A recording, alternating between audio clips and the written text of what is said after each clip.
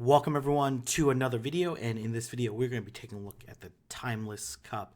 This is the new cup, going to be starting December 1st, going all the way to January 8th. So the first cup that's going to overlap more than 1 month.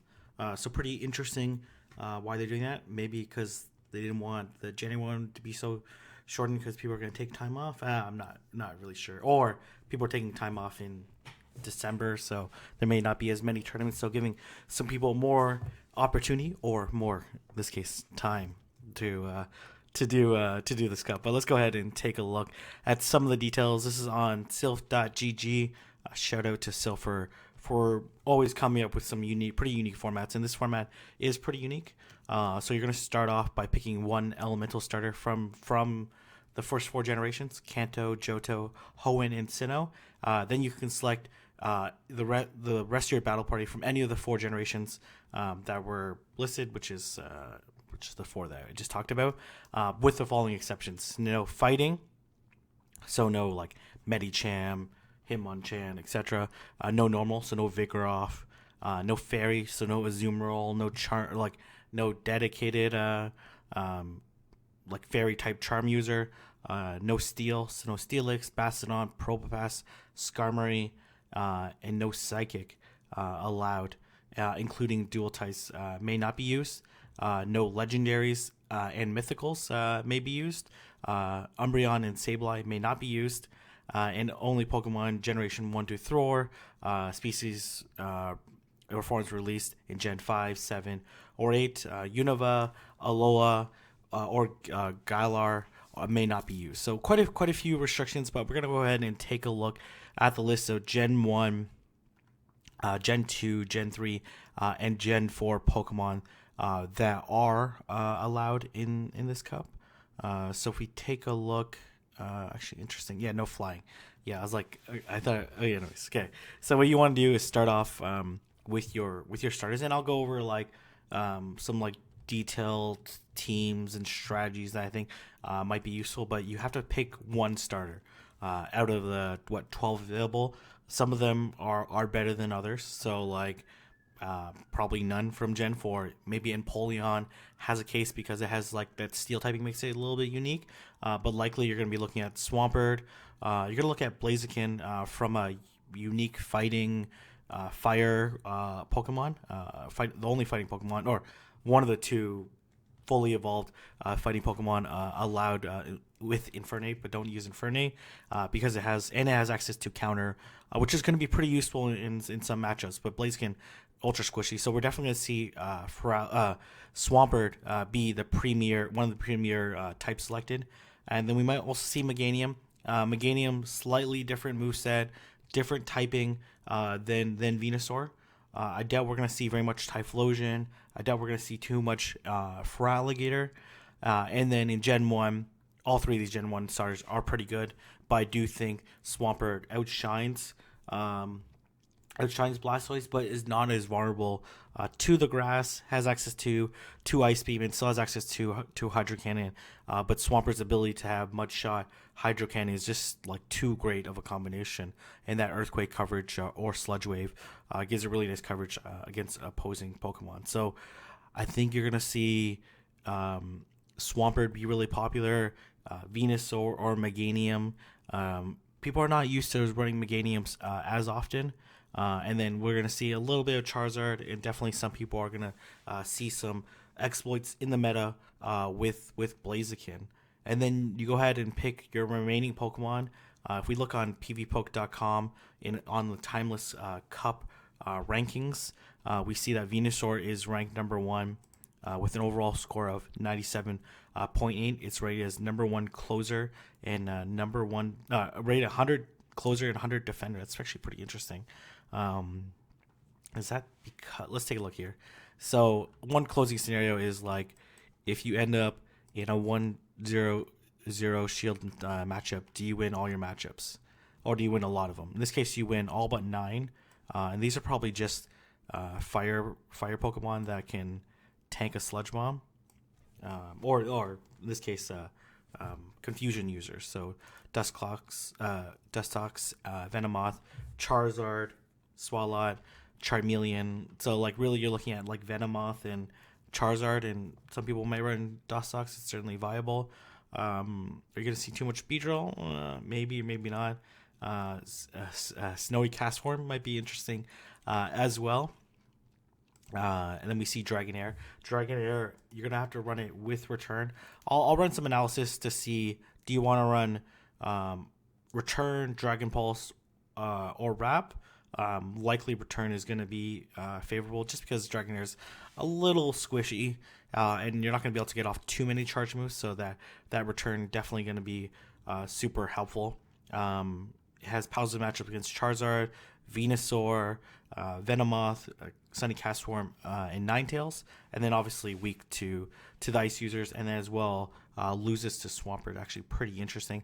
I wonder if it's straight Hydro Cannon or if it has to land the Earthquake. Let's see here. It has to land the Earthquake in order to win. Each of these Hydro Cannons do about 50 damage, and you are about... if you had like 2 more Mud Shots, you definitely would be able to get off that third Hydro Cannon to win.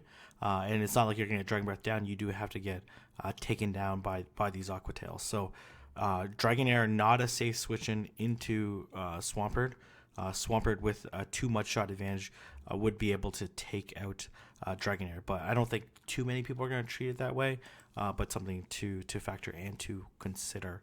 We see Meganium, Charizard, Swampert all being really high up. Swampert obviously going to have a lot of checks to all those like Razor Leaf users that are going to be appearing in the cup. As you can see here, Sunflora, Grottle, Abomasnow, Torterra, Ludicolo. Probably Ludicolo more so. If we look at other grass, I don't think some of these grasses are not going to be... Obviously, any of them with Razor Leaf is going to do really well against... We're not... Yeah, of course, an Oddish is going to beat a Swampert, but it's unlikely we're going to see that. We're going to see some Victory Bell for sure.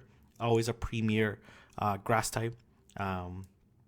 We might see, Shift Tree historically has not been good. It's kind of squishy, but we also don't see a lot of counter users, and then it just shares the same weakness. But then I guess double weak to Bug, but it's going to have that resistance to Confusion. I don't know if that's enough for it to overcome a matchup like Venomoth. Unlikely, because those Poison Fangs are going to deal super effective damage to it. Yeah, unlikely. So maybe not. Don't get on the Shift Tree train. I shifted my mind on it. Gonna see like Victory Bell. I could see definitely some potential play. We're gonna obviously see the main grass starters have really positive matchups against Swampert, so it's gonna be really contrasted styles, and we've already seen some meta guides included, and I'll go over the different meta guides that are available. Include a link in the descriptions to them when I do cover them in my video, because I think there's a lot of really good team building guides already out there that really center around your starter. You have Kingdra, but Kingdra probably not going to see too much play compared to Dragonair. One thing it does have on Dragonair is that Dragonair is not that great a closer when it has Aqua Tail in return. Kingdra with Dragon Breath, Outrage, and Hydro Pump gonna be able to take out a lot of the meta, especially with a shield advantage. We're gonna see Lapras. Lapras super tanky, has able to go toe to toe with a lot of the grass types that are weak to ice. So that doesn't include Ludicolo or Abomasnow, since their secondary typing that's not water resist or not grass resist ice. But again, having positive matchups against Venusaur, probably having positive matchups against okay matchups against the Mud Boys. Obviously, if Swampert lands the Earthquake, it's going to do a lot of damage, but like it's a much more straightforward matchup for Lapras. We see Venomoth being rated high up. Haunter with his poison typing, both a blessing and the curse, is going to take super effective damage from Mud Shots, which don't do it much at the end of the day, but also be able to resist the grass damage and poison damage, which is going to be super valuable. We see Ivysaur. Interesting. It's any of the starter evolutions. Okay, I did not know that. Okay, well now I do. Skuntank, you probably said it in the first thing. Skuntank way up there. Shelgon, but Shelgon, man, I just can't see too much play with Dragonair's ability to get to Aqua Tail so quickly. It's kind of like nullifies the Shelgon's use.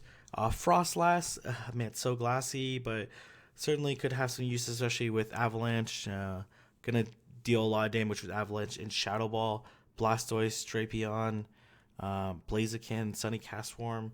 I'm not like. So, what are my thoughts? So, I think my thoughts are that unlike some other previous cups, you can't just look at like, hey, I'm going to look at the top 25. I'm going to pick 6 of the top 25. In this cup, you're really going to have to say like, okay, what kind of style do I want to play, and which of these starters with like really OP charge moves am I going to base my team around, and then go from there, and then pick and develop. So still, PvP the rankings are great. Don't get me wrong, but are probably going to be the least useful out of any of the ranked lists that we've seen today, because it's really going to be about protecting certain types of Pokemon, because you can only pick up one really OP Pokemon when it comes in terms of like starter OPs. And then you're going to see, I imagine you're going to see early on, someone's going to pick a starter, and then they're going to pick Dragonair in Lapras, and that's going to be on virtually everyone's team, maybe Celio. And then we're going to see teams built out from there. So I imagine 2 are going to be locked, Lapras, Dragonair. You want to get a return Dragonair. That's something I need to actually go and get myself. And then you're going to want to fill out the rest of your team depending on what weaknesses you have. So, like, for example, if you have Swampert, you're going to have really big weakness to grass and more specifically to Razor Leaf users. So you need to think about what Pokemon potentially cover you for Razor Leafers. So like a Pokemon like Sunny Castform might be interesting. A Pokemon like Venomoth, but again, if they choose to run like Ludicolo, might be a really interesting Razor Leafer, so especially if you go up against Swampert, right? If they choose to run Venomoth, obviously those poison fangs are still doing super effective damage, but it's not going to take super effective damage as opposed to some other Pokemon that might come into play, like Victory Bell, for example. And then you want to really build your team around that. And I'm gonna have some videos and look at some guides and put some material together to help you pick between the different styles of gameplay that you want to have. So, anyways, I'm gonna leave it there. I know I didn't really provide that much useful information, but those are some of my initial thoughts. This cup is okay for right now. I don't have like strong opinions one way or another. It's not like when I saw Rainbow, for example, I'm like, I love this cup. This cup is really great. I think there's a lot of really great diversity. I do think like we'll see like certain team. I don't think we'll see like it's not going to be as bad as Ferocious or as Boulder or Nightmare, but we're certainly going to see. We'll see. I'm going to say that. I'm not overly discouraged, but I'm not overly encouraged about this. But I'm excited for a new meta, and excited to help you find the best team possible and produce some really good content so you can be prepared for your tournament. Anyways, I'm going to leave it there. If you guys like this video or want to see more Timeless Cup videos, let me know down in the comment section below, and I will see everyone in the next video.